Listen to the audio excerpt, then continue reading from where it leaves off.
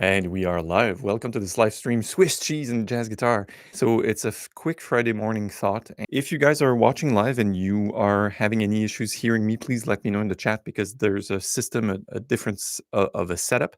And today is a thought, so no guitar because I'm not fully set up to do that. But I want to talk about the process of learning how to play jazz guitar. I'll take two fictional characters, Bob and Steve. And what we'll be doing with that is a quick story on how to learn materials and what the mistake is and how it relates finally to infamous Swiss cheese. All right. It sounds stupid when I say it like that, but you're going to see it makes all the sense. So when we learn to play anything worthwhile for that matter, when we learn to play sports, when we learn to play chess or anything that takes time and dedication, often there's a tendency that let me go to do not disturb so I don't receive text messages. Okay, good. When we do that, we typically encounter a slowdown of the progress. And what I want to talk about in my own experience as an instructor, so teaching hundreds and thousands of you guys, is a point where there's a belief in the learning process that it's a bit skewed. Also, by the way, welcome if you're watching this live. I forgot my little studio light, so let's go. Red and blue. There you go. Angels and demons, paradise and hell. So when the process stops, I think there's a way of learning that would be more beneficial to do like the Swiss cheese rather than to try to do it all and be perfect. So I will talk about Bob. Say Bob comes to me and he's learning something. Say it's all the things you are. Let's just pick this song. He's looking at all the things you are, and find out that there's a chord. It says F minor 7, or it says A minor 7, or D7 altered, or C7 sharp 5, God forbid. And there's a scale that goes with that, right? You guys are with me? Cool. And then learns the scales for the song and goes, here's my solo using the scales. And the results are not coming. So here's Bob going, well, if I don't have the sound that I'm looking for, it's because I must learn more scales. And often as human beings, we start to fall into the all permutations thing. The all permutations would be, I'm a statistician by training. So you shuffle a deck of cards. Say there's 54 cards. So when the pack is brand new, the cards are laid out in a certain way. One hearts, right? One ace, 2, 3, 4, 5, 6, 7. That's one permutation. If you change one card, it's another permutation, another order. And if we want to be exhaustive and look at all of the permutations, we quickly find out that there's 54 factorial permutations possible. So it's 54 times 53 times 52 times 51 times up until times 3 times 2 times 1. So that's a lot. Like this is faster than exponential. It's crazy.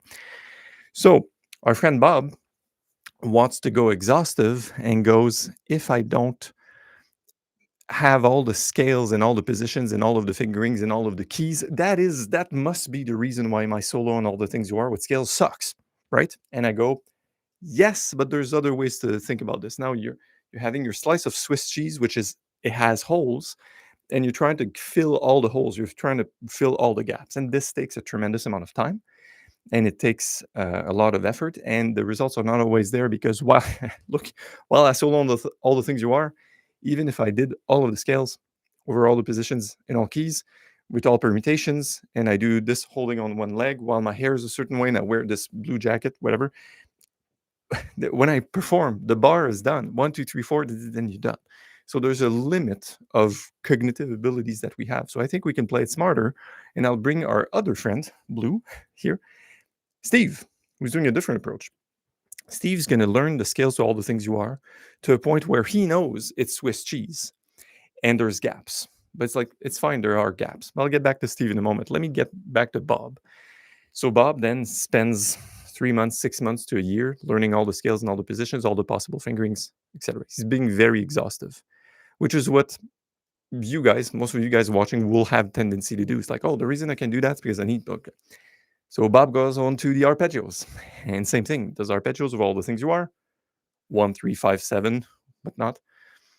But then realizes the results are not really there. So the problem must be that I haven't had all the permutations. He proceeds to do 3, 5, 7, 1, 3, 5, 7, 9, backwards, frontward, holding on one leg while voodoo incantation of sorts, right? So he does that for another 3, 6 months, 1 year, right? And you guys, if you're watching this and you know my stuff, one of the things I love to tell students to make the changes is, instead of looking at all the modes, all the keys, all of the arpeggios, start by resolving to the third. For sure, there is other methods to make the changes properly, but resolving into the third coming with a pickup is one way to do it. Our friend Bob here is going to look at that and go, all right, so now, Mark, you want me to do this with all strings, all positions, all possibilities? I don't know what people freak about all strings, all positions. I just, this is insane.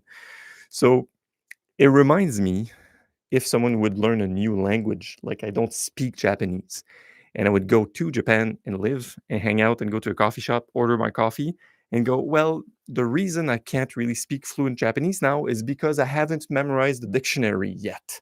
Let me memorize the dictionary first, or see how it doesn't make sense. So Bob here is after that idea of memorizing the dictionary. He's doing it for scales, doing it for arpeggios, he's doing it for resolving to the thirds. He's trying to map it out over all the fretboard all the time. I mean, sure, learn your instruments and the scales and the keys and all of that. Back to the Swiss cheese in a moment. But at the same time, it took Bob like 1 year or a year and a half to do all of that. And he's still playing all the things you are. So let's go to our friend Steve. Steve has done the work on the scales over all the things you are. Here's a slice of Swiss cheese. It's full of holes, right? But it's about 80% covered. So he's not trying to plug any of the holes. He's just going scales on all the things you are, flat. You lay down that slice of Swiss cheese on the table and you see the holes on the table. Now Steve's going to do arpeggios. Same thing. He's developing arpeggios at an 80% proficiency. So he's not plugging all the holes. There's still a lot of holes, but he's laying that down on top of the other slice. So here's a slice of scales, here's a slice of arpeggios, right? And then you see less of the table, right? And then he's laying it down another third and sevenths, guide tones, resolving to the third, shell voicings, triads, pentatonics, blues, whatever. So imagine if there's now like 10 slices of Swiss cheese layered down. They all have holes, but they're not in the same place. So the probability that I see through, and there's a complete gap that I see through the table, is lesser and lesser and lesser. And yet it took Steve way less time than Bob. And here's the other advantage. Steve has done scales, arpeggios, guide tones, shells, whichever, like pieces of vocabulary on all the things you are. But because he only had to do that for like 2 or 3 weeks, I mean, not 2 or 3 days or 2 or 3 hours, 2 or 3 weeks for sure. During that year that Bob only did try to fill all the gaps in this Swiss cheese and all the gaps and all the gaps, trying to make it perfect. Yeah.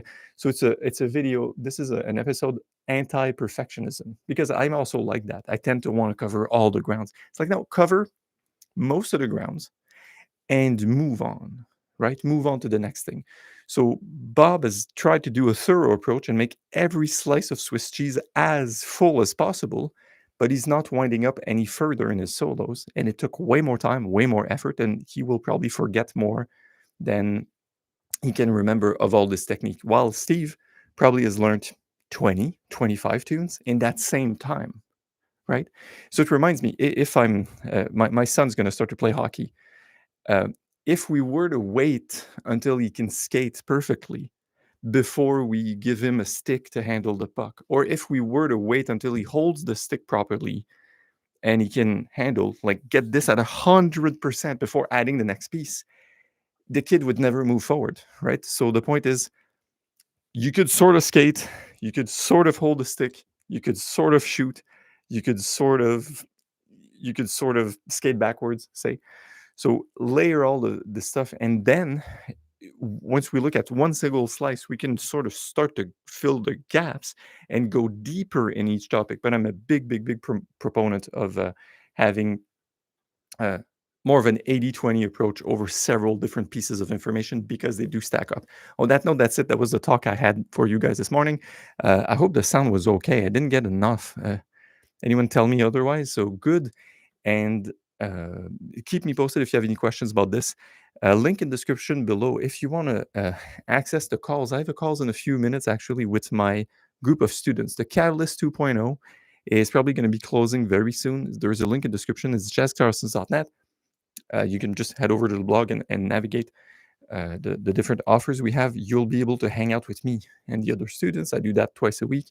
You can post your videos for expert feedback and review. You can do all sorts of things. And also, there's a version of this that's available to the public where you can just take it as a course without all the coaching, the stuff. I have ran this only with students for 4 years, meaning you needed to be a private guy, private student, or nothing, like nothing between. And now, over the past month or so, we've started to make it available to the public so people can just sign up and just do it.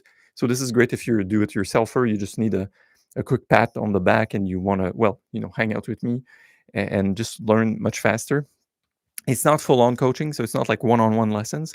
And yet, it's not just a class because I know how, how classes are trying to really fill your Swiss cheese. You have to learn all the chromatic licks before you do right. So we don't do it that way. My approach, as you would have seen on the blog and website, is based on tackling tunes. So you learn the process of tackling the tunes, and then you can tackle more tunes independently on your own when you have a more solid gauge or a rudder to your ship where you can say, okay, I know the song kind of. So my Swiss cheese is, do I know the chords? Okay. Do I know the melody? All right. How do I improvise? So you can layer slice of Swiss cheese on each and every song that you do. And you may wind up with like, 10, 15, 20 songs in a very short amount of time. And then you can go deeper into your vocabulary once you have a basis. So I call this the foundations. Then you develop your repertoire. Then you develop your, let me show you on the screen actually while I have you. How about that? Can I do that? It's YouTube live. Entire screen. Awesome. Okay, we're here. So in the classroom, you'll have access to the starting of the tools and how-tos. That's more logistics. But in the foundations class, what we do is essentially, I'll start with lesson 1, foundations welcome. We do this over several songs before we head over the building the vocabulary. So again, relating it back to my Swiss cheese analogy, the point here is to be able to do it again and again and again and again consistently over few songs, so say 5 to 15 to 10 to 15 songs, and we do that through the curriculum. So the first 5 lessons give you the training wheel on doing that on a 251, doing that on a blues song, doing that on autumn leaves, and then you can easily build your repertoire, which is the next class, which is, again, this is what we do, and I give you the instructions and demo on how to do that. And then, only then, you can build your vocabulary, which is the vocabulary class, which allows you to go deeper here. My main beef with jazz education, to be frank, is that often it's based off of doing a lot of building vocabulary without any basis for it. So my guys will start working on altered licks and stuff like that before they even know how to play Stella by Starlight, all the things you are in a B-flat blues. Like it's not because it's bad stuff. It's just because you're not aligned to learn it and integrate it properly first. Let's work on the fundamentals and then build on top of that. So on that note, I'm Mark from Jazz Guitar Lessons. Enjoy your weekend. If you're watching this live, thank you for your comments and your likes, subscribes. If you do that, it helps the algorithm. Also, it helps me find out what you guys like and don't like. So let me know in the comments. I'll talk to you soon. Okay, take care.